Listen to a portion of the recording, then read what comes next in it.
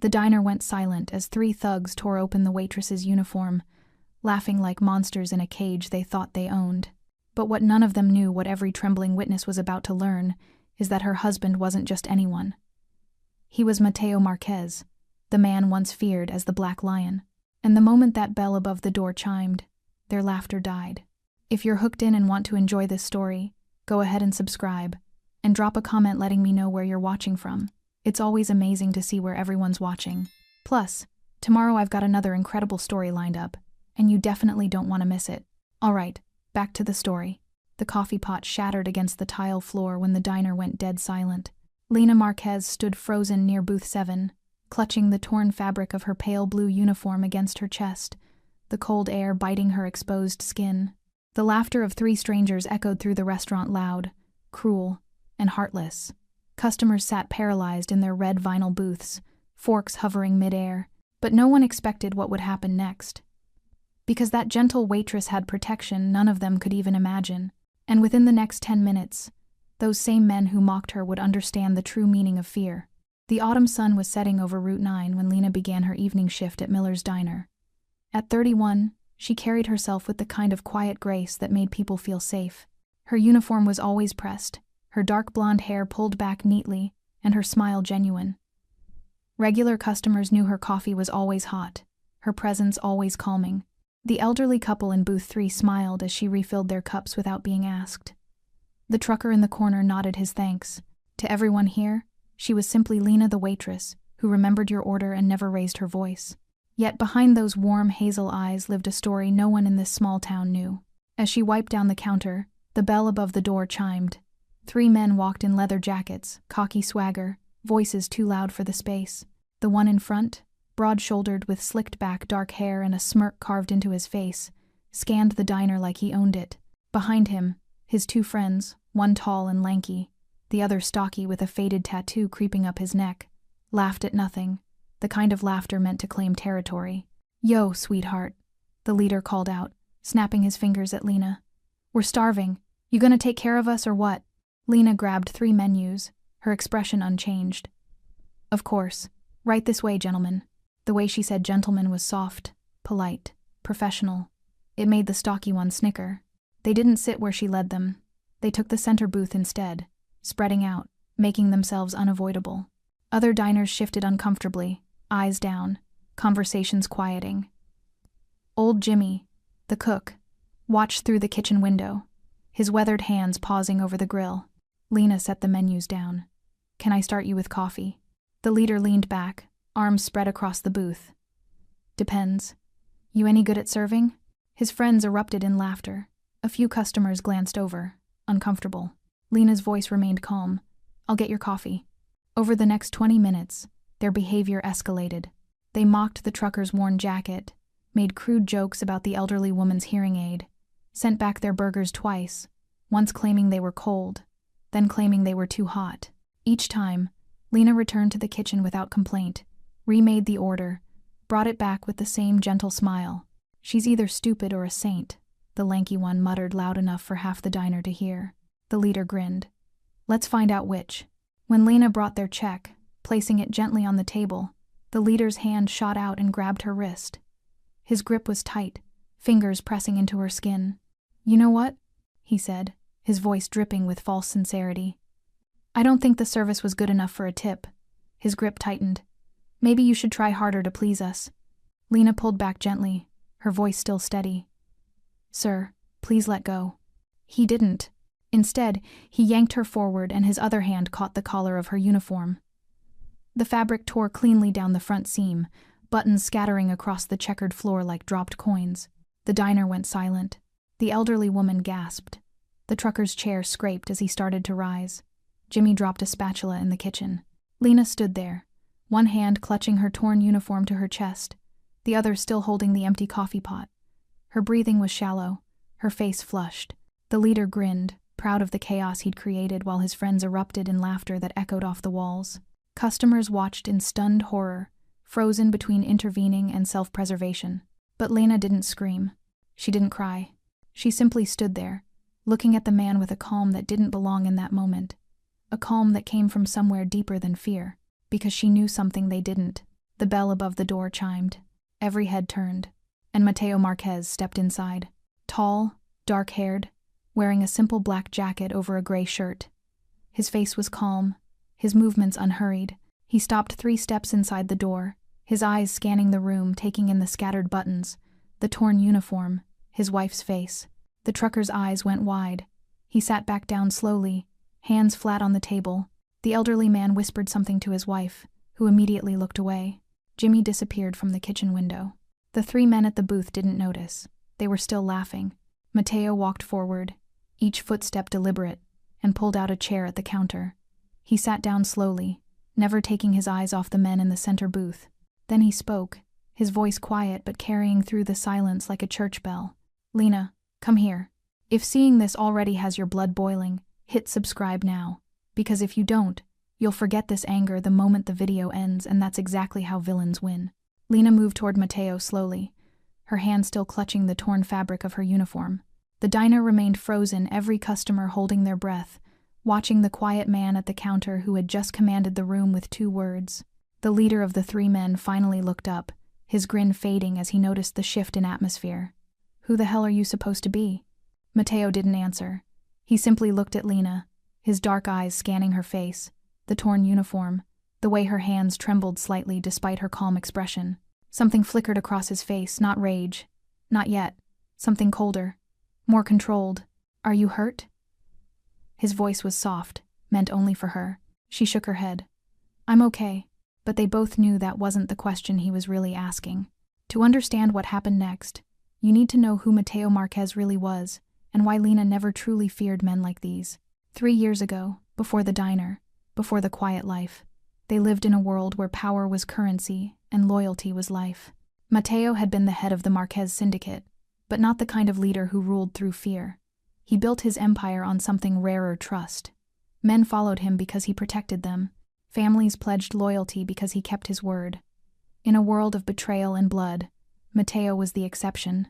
Lena had been a social worker when they met someone who still believed people could change, that kindness mattered. He'd walked into her community center looking for a youth program for one of his soldiers' sons. She'd looked at this dangerous man and seen someone trying to do right by a kid who had no father. 6 months later, she became his wife. Not because of his power, but because beneath the reputation, she'd found a man who still believed in protecting the innocent. Their life together had been complicated, living between 2 worlds, trying to balance his responsibilities with her values. But they'd made it work. Until the night of the ambush, rival families, jealous of Mateo's influence, conspired together. They lured him to a warehouse meeting under the pretense of peace negotiations. 15 men against 3. Gunfire erupted. Flames consumed the building. By the time backup arrived, the warehouse was ash. They found 2 bodies. Mateo's wasn't one of them. For 8 months, the world believed he was dead. Lena mourned him in a grief so deep she couldn't speak. She left the city, left everything, disappeared into numbness. Until one rain-soaked night, there was a knock at her door. She'd opened it to find him scarred, broken, but alive. He'd crawled out of that warehouse, been hidden by an old ally, spent months recovering from burns and bullet wounds. When he could finally stand, he came back to her. They'd sat in her tiny apartment kitchen until dawn, and he'd said the words that changed everything. "I can't go back to that life, but I can't do this without you." So they made a pact. They would disappear together. Take new names, find a quiet place, build something clean. No violence, no power, just peace. The diner had been Lena's idea, a place where people came to feel safe, to be fed, to be seen. It became their sanctuary, their second chance. For 3 years it worked. Back in the present, Mateo stood slowly from the counter stool. The movement was casual, unhurried, but the air in the diner shifted again. He walked toward the center booth, hands in his pockets, his footsteps the only sound in the room. The leader tried to recover his bravado. "Look, man, we were just having some fun with the waitress. No harm done, right?" He glanced at his friends for support, but his friends weren't laughing anymore. The lanky one's eyes kept darting to the door. The stocky one had gone pale. Mateo stopped at their table. He didn't raise his voice. He simply said, "Stand up." The leader hesitated. "What?" I said, "Stand up." Mateo's tone didn't change, still quiet, still calm. but something in it made the man's hands start to shake. The leader stood slowly, trying to maintain eye contact, trying to seem tough. "Listen, we don't want any trouble." "Then you shouldn't have touched her." The trucker in the corner booth suddenly stood, walking quickly to the leader's side. He was a big man, weathered from years on the road, and his face had gone white. He leaned in close to the leader's ear and whispered something urgent. The color drained from the leader's face. His eyes shot to Matteo, then to Lena, then back to Matteo. Recognition crashed over him like ice water. "Oh God," he breathed. You're the Black Lion." The stocky friend knocked over his water glass, standing up. The lanky one was already backing toward the door. Matteo smiled, but it never reached his eyes. "Now you're starting to understand." The leader's hands were shaking now, his earlier confidence shattered. "We didn't know we wouldn't have—" "You wouldn't have what?" Matteo stepped closer. "Hurt her? Humiliated her? Torn her clothes in front of a room full of people?" His voice dropped to a whisper that somehow carried through the entire diner. "You did those things because you thought she was weak, that she was alone, that no one would stop you." He glanced back at Lena, still standing by the counter, watching. "You were wrong on all counts." The leader's voice came out strangled, desperate. "Look, man, Mr. Marquez, we didn't know who she was. If we'd known—" "If you'd known," Matteo interrupted softly, "you would have done it to someone else, someone without protection." He tilted his head slightly. "That's what you're really saying, isn't it?" The man's mouth opened and closed. No words came out. Matteo pulled out a chair from their booth and sat down slowly, gesturing to the seats across from him. "Sit." The three men exchanged glances. The stocky one was sweating. The lanky one looked ready to bolt. But the leader, realizing running would only make things worse, sat back down. His friends followed reluctantly, moving like men walking to their own execution. The diner remained silent. Every customer was a witness now, watching this quiet trial unfold. Matteo leaned back, his posture relaxed, almost casual. "Tell me something.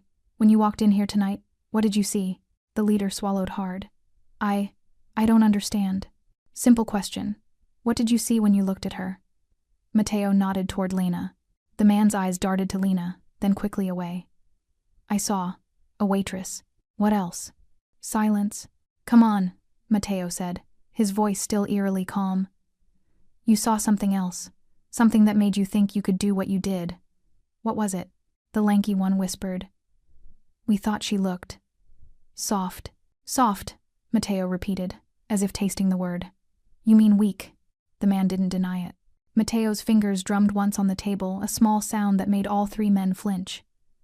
"Let me tell you what I see when I look at her. I see a woman who lost everything 3 years ago, who grieved so deeply she couldn't eat for weeks, who could have stayed broken but chose to rebuild."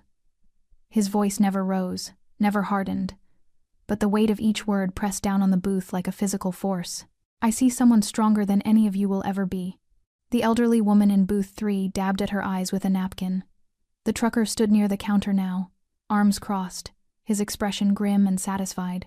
The leader tried again. "We're sorry. We're really sorry. We'll pay for her uniform, we'll pay for everything."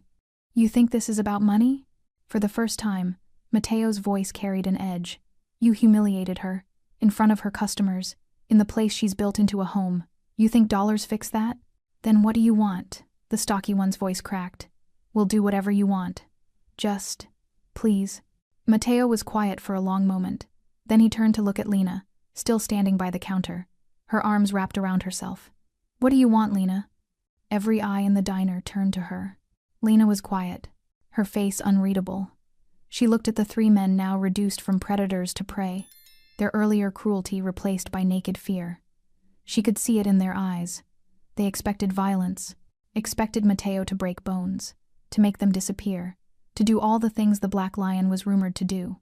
But she'd never loved Matteo for his capacity for violence. She'd loved him for knowing when not to use it. "I want them to understand," she said finally, her voice steady despite everything. "I want them to understand what they took from me, what they take from every person they treat like this." Matteo nodded slowly, then turned back to the men. "Did you hear that?" The leader nodded frantically. Yes. Yes, we understand." "No, you don't." Matteo leaned forward. "But you will. He snapped his fingers once. The sound cracked through the diner like a gunshot. 2 men rose from the back booth, a booth so far in the corner that most customers had forgotten anyone was sitting there. They'd been there the entire time, silent, watching, waiting. One was older, maybe 50, with silver hair and a suit that spoke of quiet wealth. The other was younger, built like a boxer, with calm eyes that had seen too much. They moved with the coordinated precision of men who'd worked together for years. The 3 thugs' faces went from pale to ashen. "No," the leader whispered. "No, please." "Relax," Mateo said, though his tone suggested anything but relaxation. "They're not going to hurt you. They're going to escort you outside, and then we're going to have a conversation about accountability." The stocky one started to cry. Actual tears streamed down his face. "I have a family. I have kids." "Then you should have thought about that before you terrorized someone else's wife." Mateo stood, brushing off his jacket. "Take them to the cars." The 2 men approached the booth. The younger one gestured politely toward the door. "Gentlemen, let's go." The lanky one bolted, pure panic overriding logic. He made it 3 steps before the older man simply stepped into his path. The younger one caught his arm, not roughly, just firmly. "Easy. Running makes it worse." The 3 were escorted toward the door, stumbling over each other. As they passed Lena, the leader turned back, his face desperate. "Please tell him we're sorry.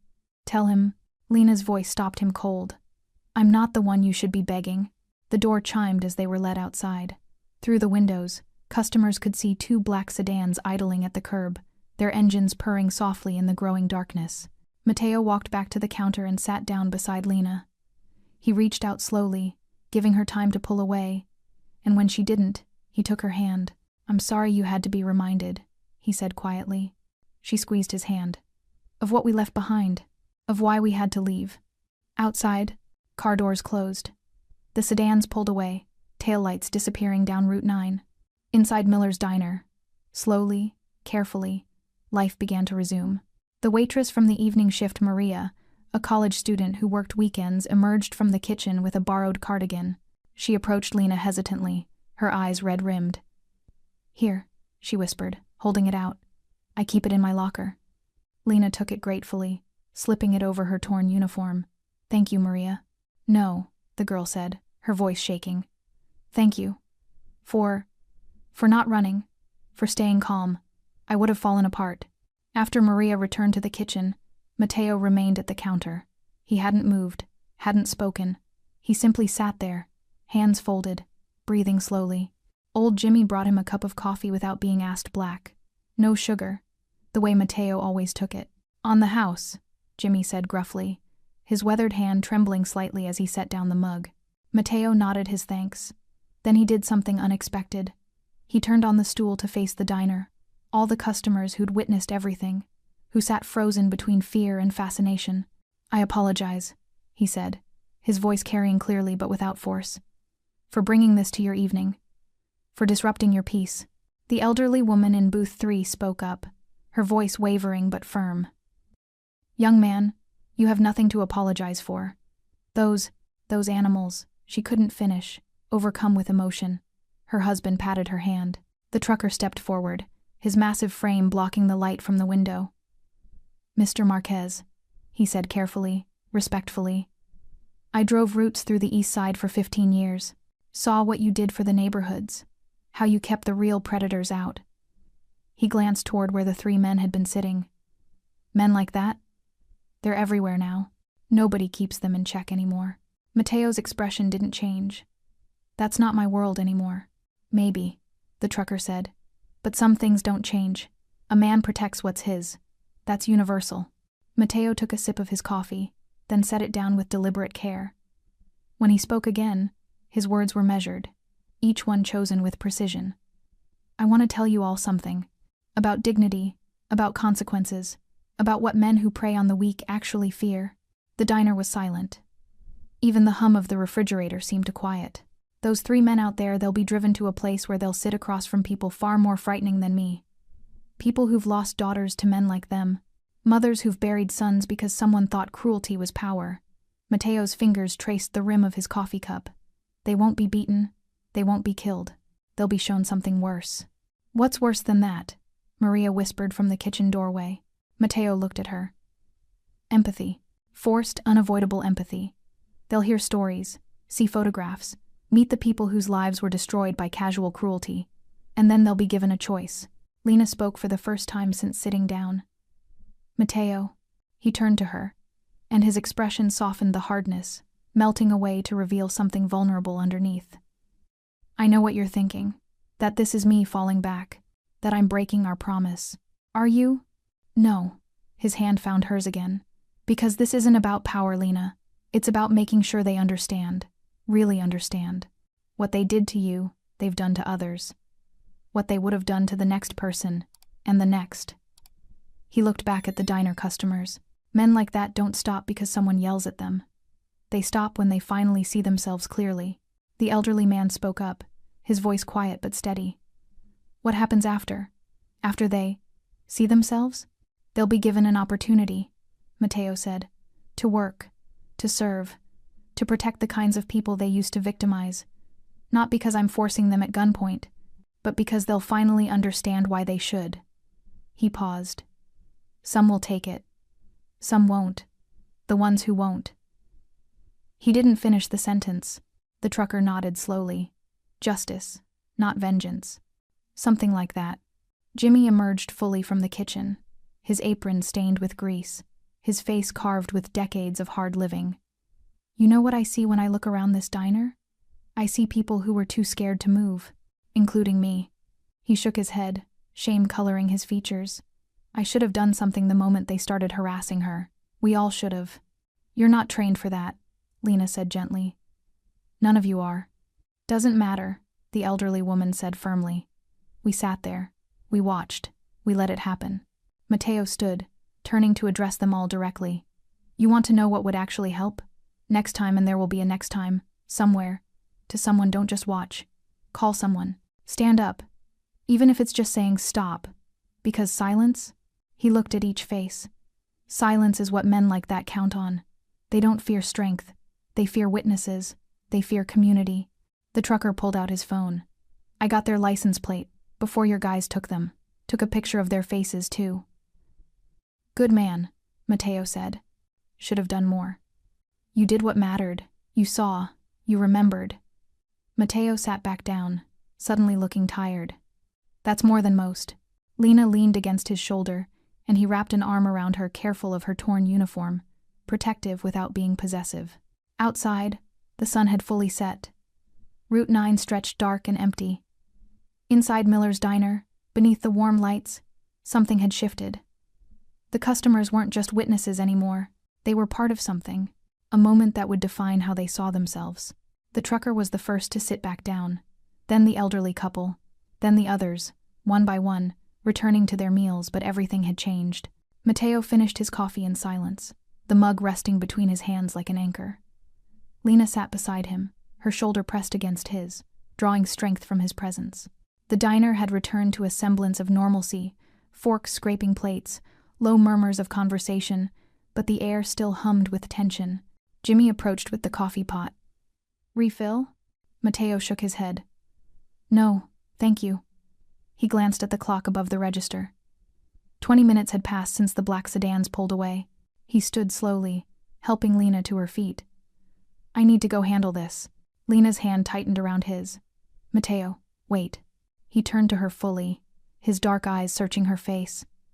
The rest of the diner faded away. It was just the two of them, the way it had always been in the important moments. What are you going to do to them? Her voice was barely above a whisper. What needs to be done? That's not an answer. Her hazel eyes held his, unflinching.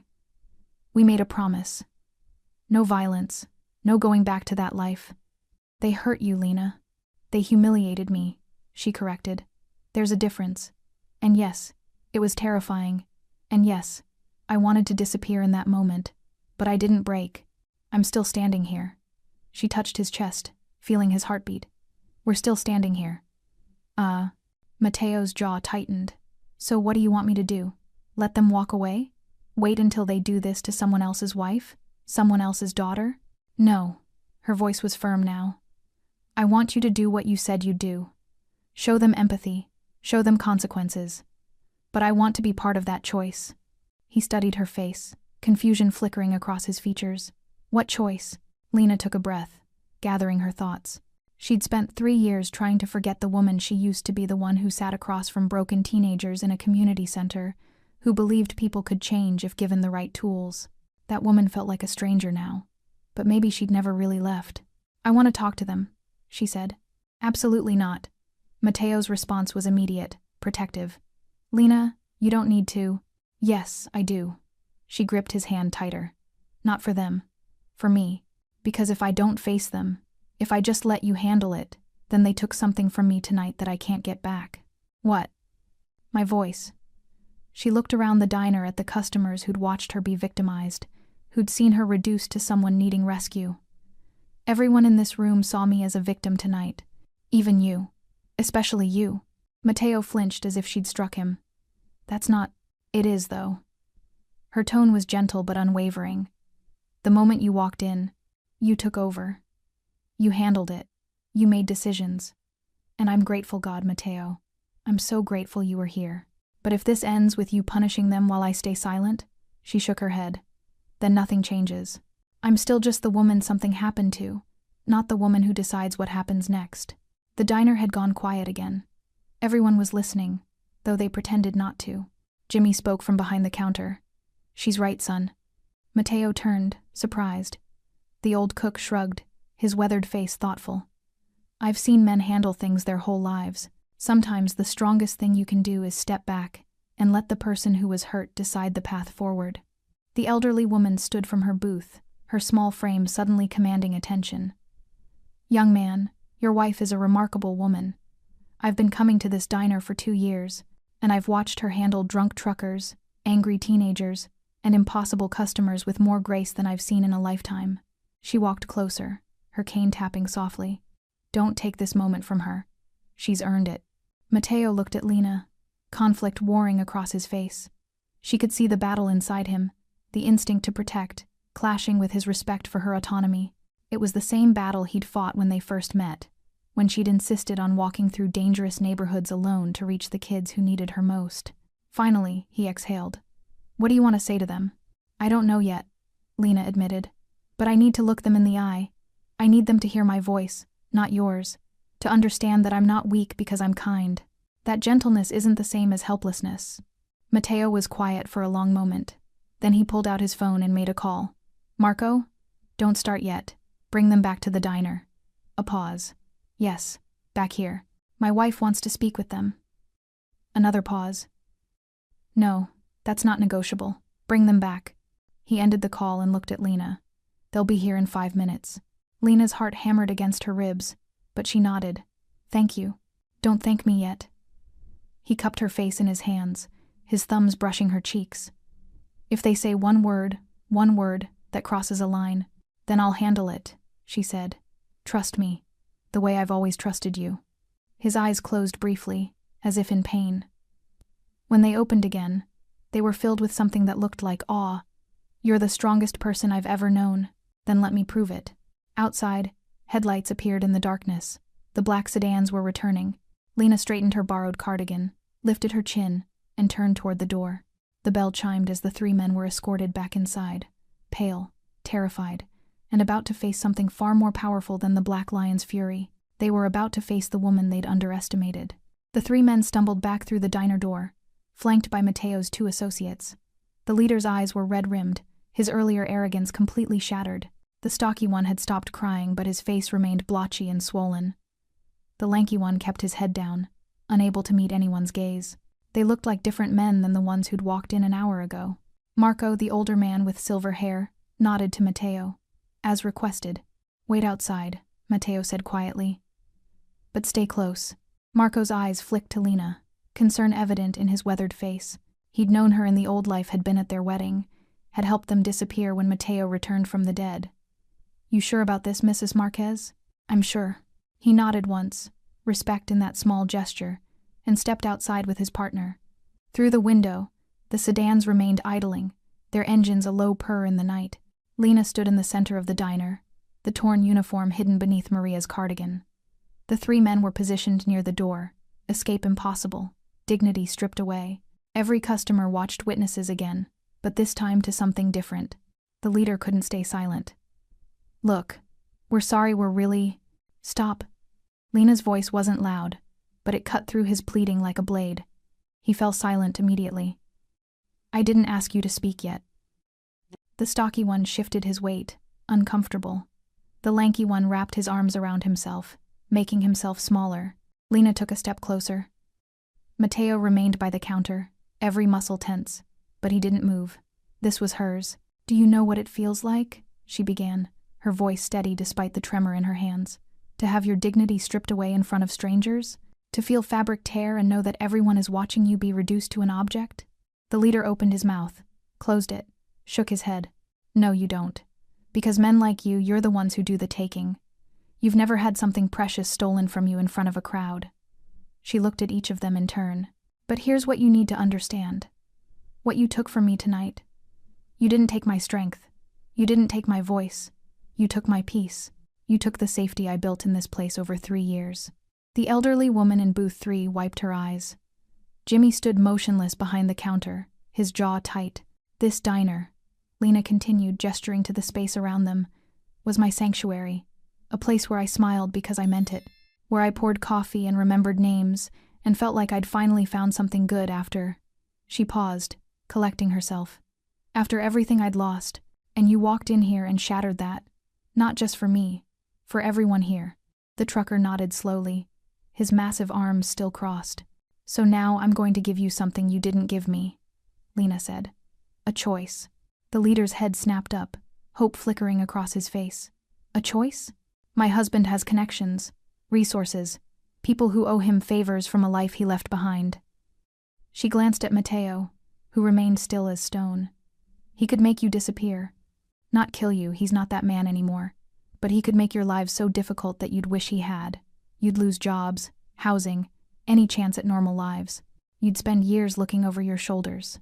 The 3 men exchanged terrified glances. "Or," Lena continued, "you can choose something harder." "What?" the stocky one whispered. "Redemption." The word hung in the air. "You'll work. Real work. Not some easy community service where you pick up trash for a few weekends and forget about it.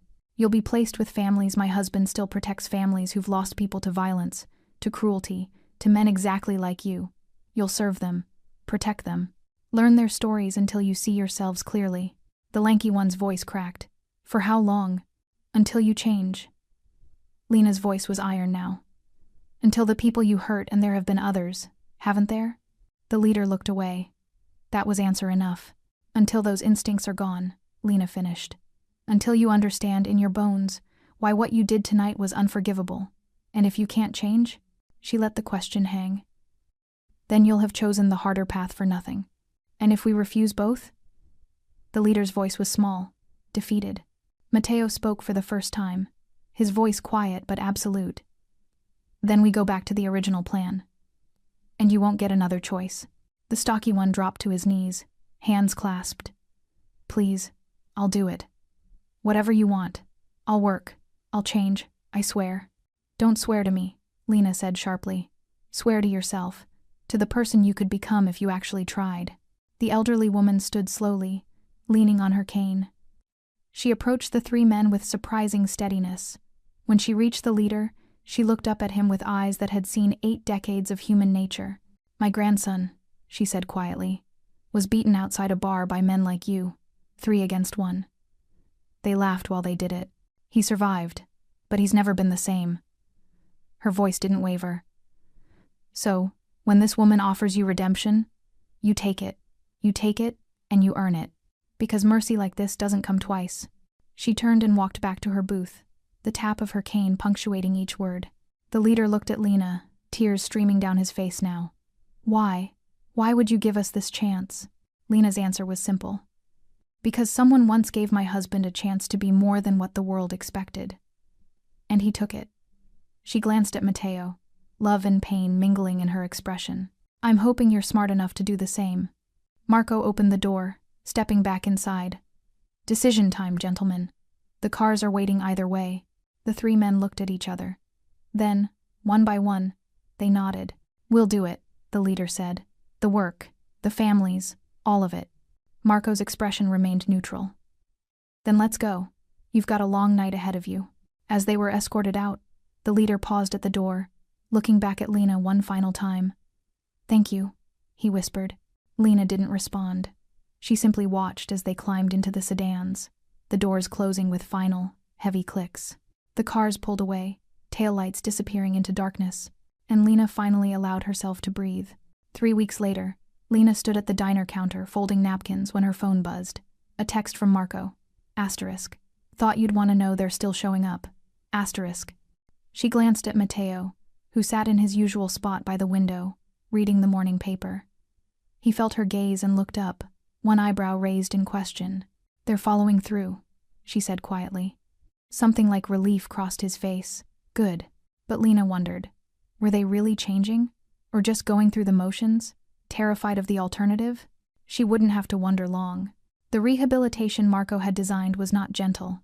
The 3 men had been separated, each placed with different families. Families connected to Matteo's old network. Families who'd suffered losses that men like them had caused. The leader, whose name was Derek, had been assigned to the Castellano family, Mrs. Castellano was a widow whose husband had been killed in a bar fight 3 years ago, beaten to death by 4 men who'd decided he'd looked at them wrong. She had 2 teenage sons now, growing up without a father. Derek's job was simple on paper: help with whatever the family needed, fix things, drive the boys to school, grocery shopping, yard work. But the reality was far more complicated. The first morning, Derek had arrived at the small house in Queens at 6 a.m., as instructed. Mrs. Castellano had opened the door, looked him up and down with eyes that held no warmth, and said simply, "You're late. The boys need to be at school by 7:30. You're driving." "I'm 5 minutes early," Derek had started. Early is on time is late. Late is unacceptable. She'd handed him car keys. "Prove you're not like the others." The boys, Marco Jr., 16, and Tommy, 13, had stared at Derek with open hostility as they climbed into the car. The drive was silent, except for Tommy's muttered directions. At a red light, Marco Jr. had spoken. "You know why you're here?" Derek had gripped the steering wheel. "Yeah. My dad died because guys like you thought violence was funny, thought being cruel made you strong." The teenager's voice was cold, controlled. "So don't expect us to like you. Don't expect forgiveness. Just do the work and stay out of our way." Derek had nodded, unable to speak past the tightness in his throat. That had been week 1. By week 3, things had shifted in small, almost imperceptible ways. Derek had fixed the porch railing Mrs. Castellano's husband had been meaning to repair before he died. He hadn't asked. He'd just noticed it was loose and bought materials with his own money from the construction job Marco had arranged for him. Mrs. Castellano had said nothing, but that evening, she'd left a plate of food on the porch for him. Still no invitation inside, but it was something. Tommy had left his backpack at school one day. Derek had driven back to get it without being asked, waiting 40 minutes in the parking lot until the janitor let him in. When he'd returned it, Tommy had mumbled something that might have been, "Thanks." Marco Jr. had been harder. He watched Derek like a hawk, looking for any sign of the cruelty Derek had shown in the diner, any hint that this was an act. One evening, Derek was leaving after helping move furniture, and he'd overheard Mrs. Castellano talking to her sons in the kitchen. "He's trying, Mama," Tommy had said. "I know he's one of them, but trying isn't enough," Marco Jr. had interrupted. "Dad tried every day. He tried to be good, to provide for us, and those animals killed him anyway. Why should this guy get a second chance Dad never got?" There had been silence. Then Mrs. Castellano's voice, thick with emotion. "Because your father would want him to have it. Your father believed people could change. That's why I loved him." Derek had stood frozen on the porch, his hand on the railing he'd repaired, and for the first time in his adult life, he'd cried. The stocky one, Ryan, had been placed with an elderly woman named Mrs. Chen, whose daughter had been assaulted outside a subway station. The daughter had survived but couldn't leave her apartment anymore without panic attacks. Ryan's job was to escort her to therapy appointments, to the grocery store, anywhere she needed to go, to be the safe presence she'd lost faith in. The first week, she couldn't even look at him. She'd sit in the passenger seat, trembling, tears streaming silently down her face. Ryan had started talking. Not to her, to himself, really, apologizing to the air. "I never understood. I never thought about what happened after guys like me, after we." By week 2, she'd asked him a question. "Why did you do it? To that waitress?" Ryan had struggled to answer. "I thought it was funny. I thought she was nobody. I didn't see her as real. And now? Now I can't stop seeing her. Seeing you. Seeing everyone I've—" He'd gripped the steering wheel until his knuckles went white. "I don't know how to fix it." "You can't," she'd said quietly. "But you can stop being the reason someone else breaks." The lanky one, Kurt, had been assigned to a community center in the Bronx, the same kind of center where Lena had once worked. He taught basic skills to at-risk kids, supervised basketball games, cleaned up graffiti. A social worker there, a woman named Diana, watched him carefully. One day she'd asked, "Why are you really here?" Kurt had told her everything. The diner, the torn uniform, the choice Lena had given them. Diana had listened without interrupting. Then she'd said, "Those kids in there? Half of them have fathers like you used to be. Absent, violent, cruel. The other half have no fathers at all." She'd pointed toward the gym where children's laughter echoed. "You want redemption? Become what they needed and never had." That had been 2 weeks ago. Now, Kurt stayed late every night, helping with homework, teaching kids to shoot free throws, listening to problems he had no idea how to solve. It was exhausting. It was humbling. It was changing him. Back at the diner, Lena set down her phone and looked at Mateo. "Do you think it's working?" "I think," Mateo said carefully, "that we'll know in time. Real change doesn't happen in weeks. It takes months, years, maybe. And if they fail, then we tried." That's more than most would do. 6 weeks after that night, the diner door chimed during the late afternoon lull. Lena was refilling salt shakers when she looked up and froze. Derek stood in the doorway, alone. He looked different, thinner, his face gaunt with exhaustion, his eyes hollowed out by something that looked like sleeplessness or guilt or both. His hands trembled at his sides. Every muscle in Lena's body tensed. Behind the counter, Jimmy straightened, his hand moving toward the phone. At his corner booth, Mateo had already risen, his chair scraping against the floor. "It's okay," Lena said, her voice surprisingly steady. She set down the salt shaker carefully. "It's okay. It's okay." "Lena," Mateo began. "It's okay," she repeated, meeting his eyes. After a moment, he nodded, but he didn't sit back down. He stayed standing, watchful, ready. Derek took a hesitant step inside. "I'm sorry," Marco said. "He said I wasn't supposed to come here, that I should stay away. But I—" His voice cracked. "I needed to. I couldn't." "Sit," Lena said, gesturing to the nearest booth. He sat quickly, gratefully, like a man whose legs could no longer support him. Lena slid into the seat across from him, maintaining careful distance. Up close, she could see the changes more clearly. The arrogance that had defined him was gone, replaced by something raw and broken. "Mrs. Marquez," he started, then stopped.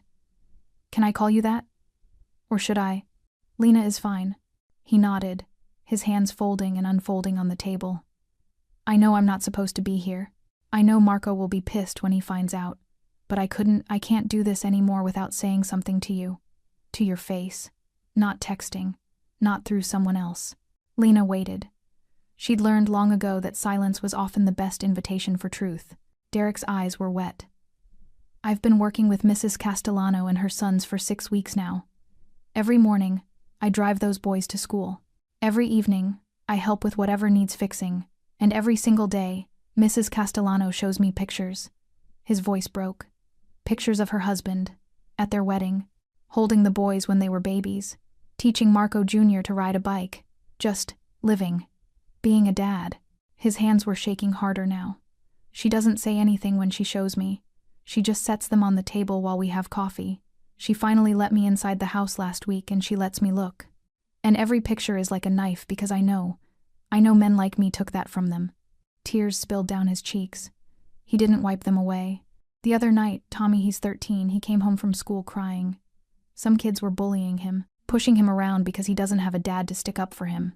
Derek's breath hitched. And Marco Jr., he was so angry, so hurt. And I sat there thinking, this is what I do. This is the world I help create. Places where kids like Tommy get hurt because men like me think cruelty is strength.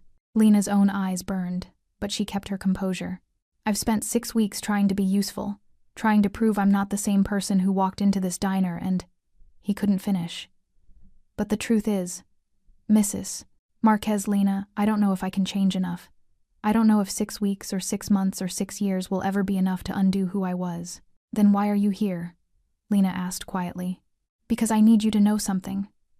Derek leaned forward, his voice desperate. "What I did to you wasn't about you. It was never about you. You were kind, professional, doing your job, and I—" He pressed his palms against his eyes. "I saw that kindness, and I wanted to destroy it. Because kindness made me feel small, made me feel like I was nothing. So I tried to make you nothing instead." The diner was silent except for the hum of the refrigerator and Derek's ragged breathing. "And now," he continued, "every time Mrs. Castellano is kind to me, makes me dinner, asks about my day, I feel that same smallness. Except now I understand what it really means. It means I'm being shown something I don't deserve. Something I need to earn." He looked up at Lena, his face completely vulnerable. "I can't ask for your forgiveness. I know I don't deserve it. But I needed you to hear me say it out loud, to your face. I'm sorry. Not because your husband scared me.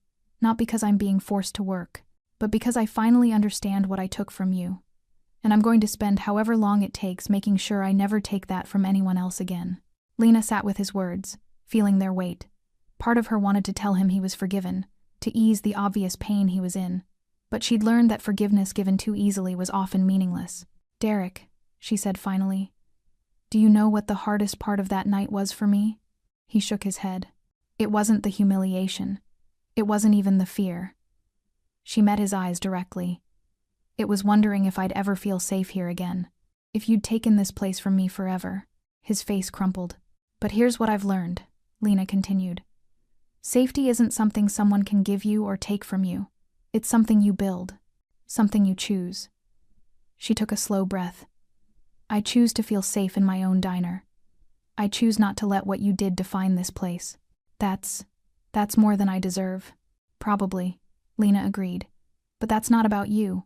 That's about me refusing to let you have power over my life."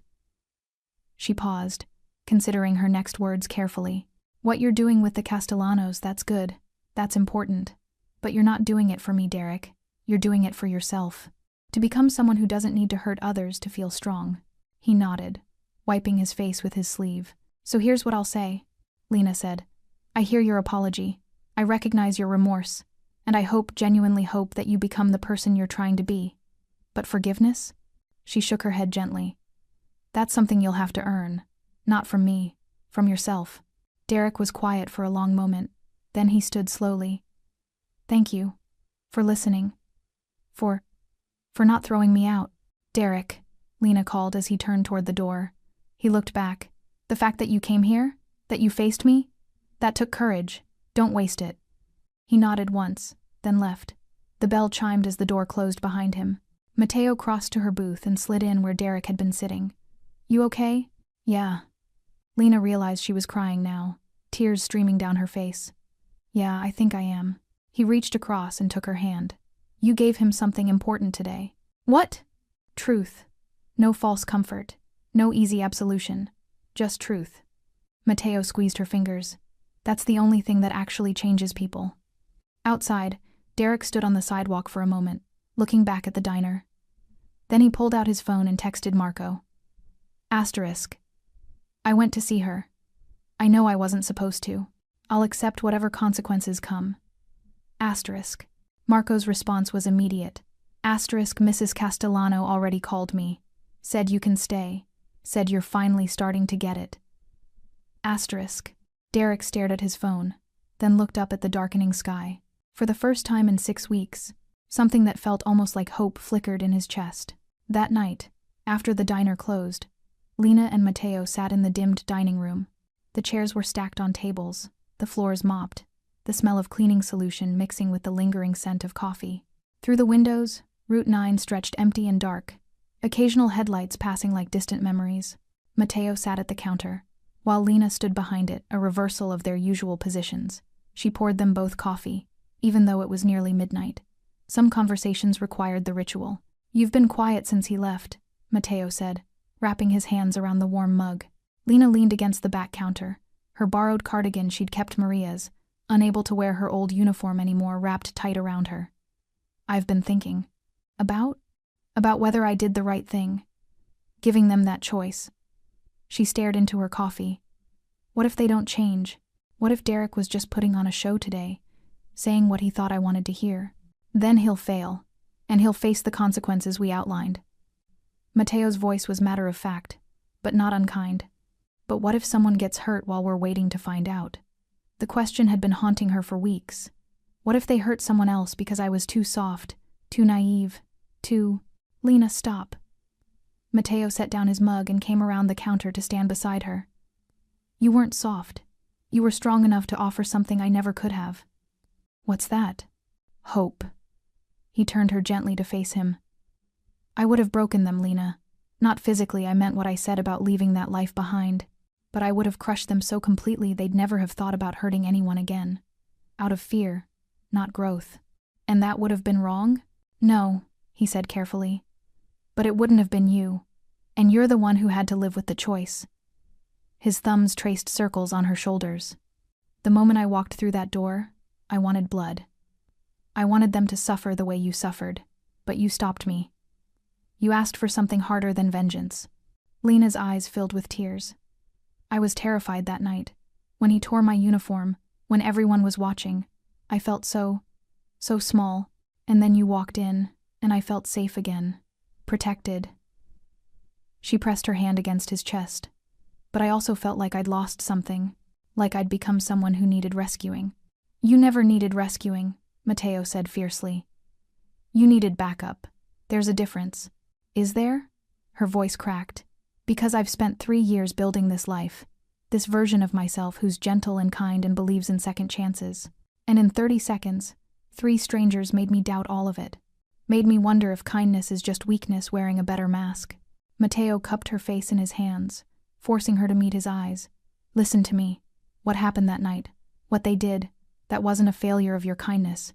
It was a failure of theirs, of their humanity. You didn't invite that by being gentle. They chose cruelty because they're broken. But, no. His voice was firm but tender. You want to know what I saw when I walked through that door? I saw you standing there, clutching your torn uniform, and you weren't screaming or crying or falling apart. You were calm, steady, like you were waiting for something. He paused. You were waiting for me to walk in, weren't you? Lena nodded slowly. I knew you were on your way. You always come by around that time, after your walk. I just had to. Hold on until you got here. That's not weakness, Lena. That's trust. That's knowing you're not alone. His forehead touched hers. And what you did after giving them a choice, facing Derek today, that took more courage than anything I did. She let herself lean into him, drawing strength from his solidity. I keep thinking about Mrs. Castellano, about how she lost her husband to men like Derek. And here I am, alive, safe, with you beside me. What right do I have to offer mercy when she's living with permanent loss? Maybe, Mateo said quietly. That's exactly why you can offer it. Because you know how precious it is not to lose someone. Because you know what it means to get a second chance when the world said you were done. He pulled back slightly to look at her. I was supposed to be dead, Lena. Everyone believed it. And you could have stayed in that grief, let it consume you. But you didn't. You chose to believe I could come back, that we could start over. That was different. Was it? He brushed a tear from her cheek. You gave me a chance to be more than the Black Lion, to be just Mateo, a man who drinks coffee and fixes leaky faucets and loves his wife. You saw something in me worth saving when I couldn't see it myself. Lena was crying openly now. I was so scared I'd lost you. Those 8 months, God. Mateo, I wanted to die. Every morning felt impossible. And then you came back, broken and scarred, and I realized losing you would have been easier than watching you die slowly from guilt and rage. But you didn't let me, he said. You made me promise. No violence, no going back, just peace. He smiled sadly, even though peace is harder than war ever was. Is it? Lena asked. Harder? Much harder. Because war has clear rules, clear enemies. Peace requires you to sit with uncertainty, to trust, to forgive yourself most of all. He kissed her forehead. I've spent 3 years learning how to be a man who doesn't solve problems with fear, Some days I'm good at it. Some days, like that night, I want to go back to what I knew. But you didn't. Because of you." His voice was raw with emotion. "Because you asked me to trust that your way, mercy, accountability, redemption, might actually work. Even when every instinct I had screamed for vengeance." They stood together in the quiet diner, holding each other like anchors in a storm that had passed but left its marks behind. "Do you regret it?"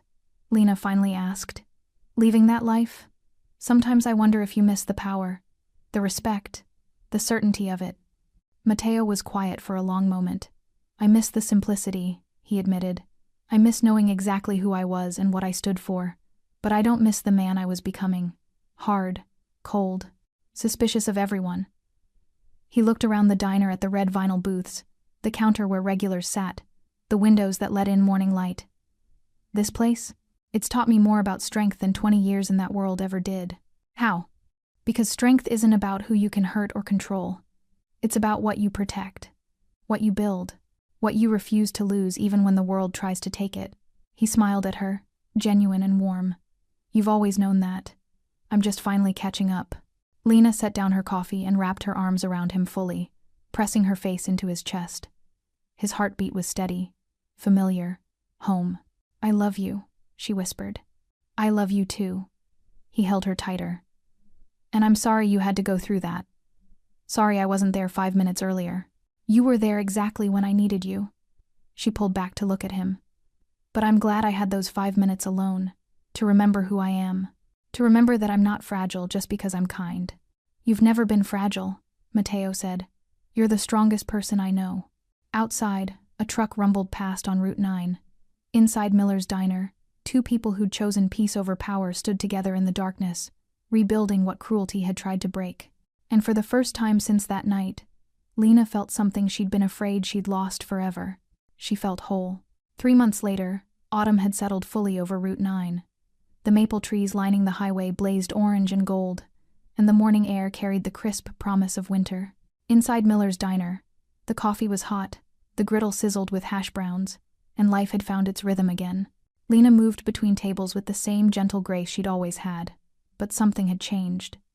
The regulars sawed a quiet steel beneath the kindness, a confidence that hadn't been there before. She still remembered orders, still smiled warmly, still made everyone feel seen. But now, when she walked through the diner, people felt her presence differently. She was still gentle, but no one would ever mistake gentle for weak again. The bell chimed at 7:30, and the morning breakfast crowd glanced up reflexively, a habit formed 3 months ago that hadn't faded. But it was just old Mr. Patterson, who came every Tuesday for biscuits and gravy. "Morning, Lena," he called, hanging his jacket on the hook by his usual booth. "Morning, Mr. Patterson. The usual?" "You know it." At the corner booth by the window, Mateo sat with his newspaper and black coffee, the same spot he'd claimed every morning since that night. He never mentioned it, but Lena knew why he sat there. From that angle, he could see the entire diner, the door, and Lena wherever she moved. Old habits died hard, even for men trying to leave violence behind, but she didn't mind. His presence was a comfort, not a cage. Jimmy called from the kitchen. "Order up, table 5. Maria, who'd been promoted to full-time after proving herself that difficult night, grabbed the plates with practiced efficiency. She'd become fiercely protective of Lena, watching male customers with suspicious eyes, quick to intervene if anyone's tone shifted wrong. "Maria," Lena had told her gently last week, "you don't have to guard me." "I know," the young woman had replied, "but I want to. You taught me something that night." "What's that?" "That standing your ground doesn't mean standing alone." Now, as the morning rush settled into its comfortable rhythm, the bell chimed again. This time, Lena's hand stilled on the coffee pot. Derek walked in, followed by Ryan and Kurt. All 3 men stopped just inside the door, uncertain, waiting. The diner went quiet. Jimmy appeared in the kitchen window. Mateo's newspaper lowered slowly. Mr. Patterson's fork paused halfway to his mouth. Lena set down the coffee pot and walked toward them, her heart steady despite its quickened pace. Derek spoke first, his voice low and respectful.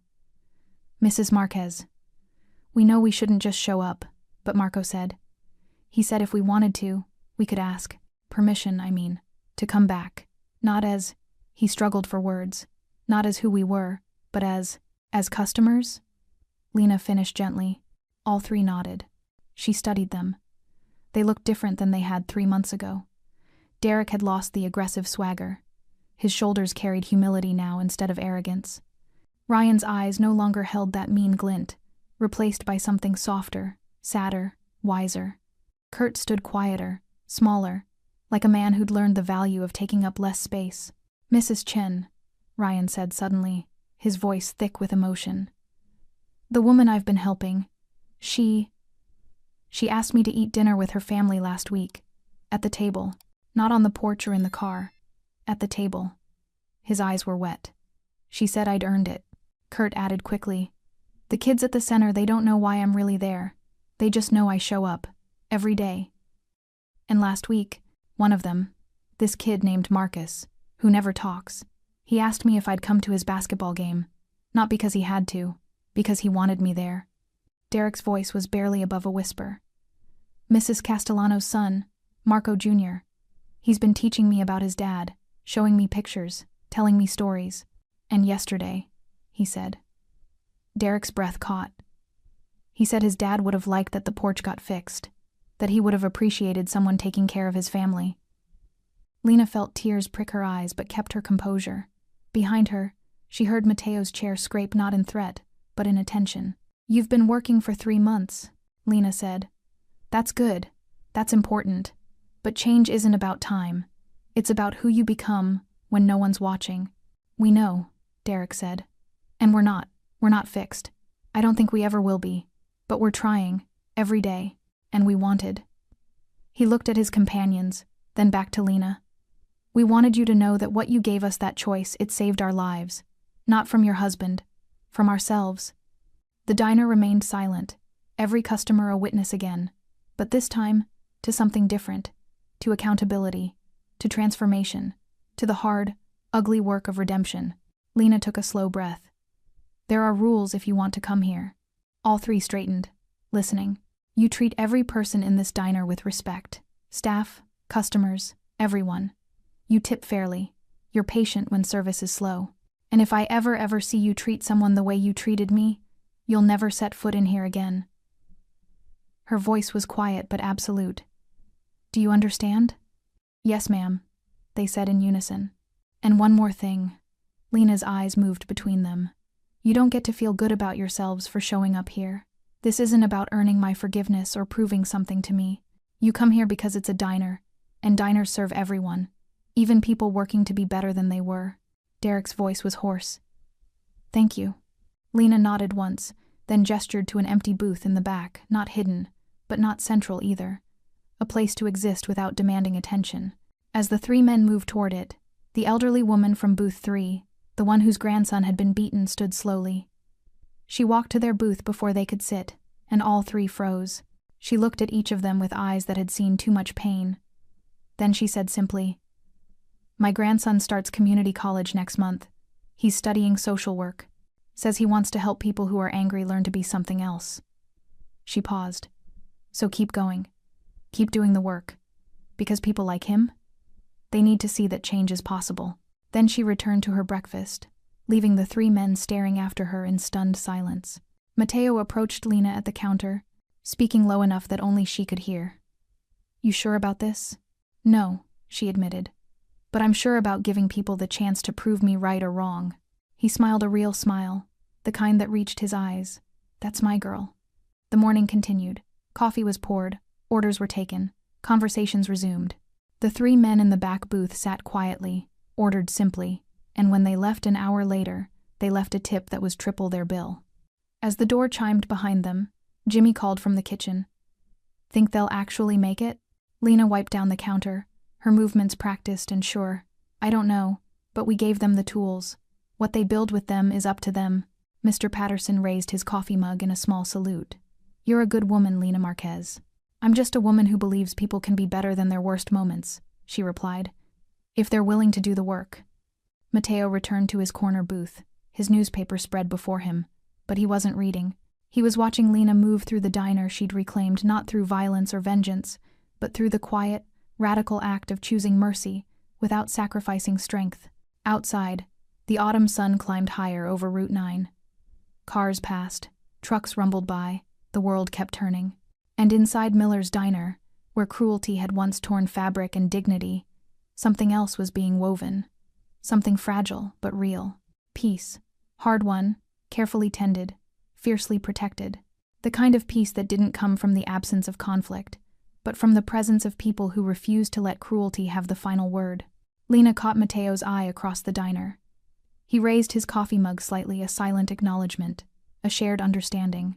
They'd built this together, this sanctuary, this second chance. And no matter what came through that door next, they'd face it the same way they'd faced everything else. Together. The diner always stayed open, because some places aren't just about food or coffee or shelter from the highway. Some places are about proving that broken things can be mended, that gentle things can be strong, that mercy and justice aren't opposites, they're partners in the slow, difficult work of making the world a little less cruel. And in a small diner on Route 9, two people who'd chosen peace over power poured coffee and flipped pancakes and reminded everyone who walked through that door of a simple truth. Strength isn't about who you can hurt. It's about what you refuse to lose. Thanks for sticking with this story till the end. If you enjoyed it, you're going to love the next one. It's packed with unexpected turns and heartfelt moments. Click the image on your screen to keep the journey going, and make sure to hit subscribe for more amazing stories. Drop a comment and rate this story from 1 to 10. I can't wait to see what you think.